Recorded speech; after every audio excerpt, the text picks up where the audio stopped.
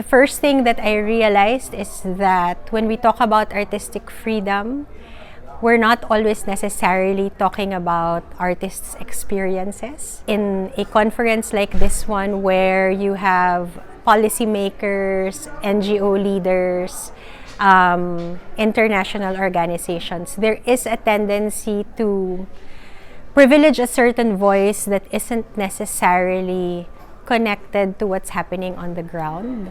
And that's not necessarily a bad thing, but I think that creating the connection between policy and real-life experiences of artists is also very important and something that we need to be doing constantly.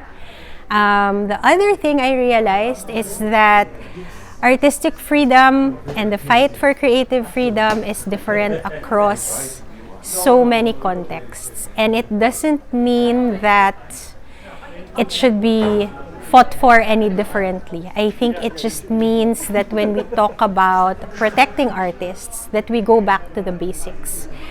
When does an artist feel at risk? When does an artist feel like she cannot create her art?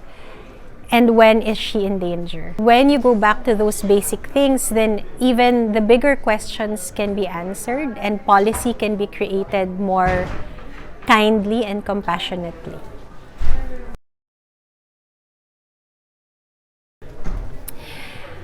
A lot of the things that I have shared about the conference happened at my panel, but also in small group conversations that I've had with other delegates and participants. And it has a lot to do with trying to go beyond the big sound bites, the ones that get the most applause because they're interesting or they're provocative or they're worded in a way that we all understand. I hope that what we take away from the summit has more to do with the realization that the experiences of artists are more important. Those experiences are at the heart of a big conference like this one that has big dreams for creative freedom.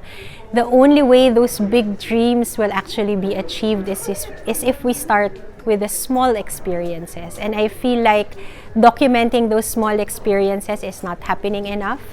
I think that when we talk about redefining terms, we shouldn't be looking at redefining what art is, redefining what artist means. Instead, we should be looking at expanding on those terms, not just to be more inclusive of people in general, but more importantly, be more inclusive in terms of the kinds of fears that artists live with, the kinds of climates of fear that we all are part of, especially in places like Southeast Asia, Latin America, Africa, where I think that the tendency is to only talk about artistic freedom and the fight for creativity in relation to the bigger stories, the stories that make it to mainstream news. And so in the course of privileging those stories, you actually have a majority of stories that don't really get tackled. You have a majority of experiences that also end up being disappeared in big conferences like this one.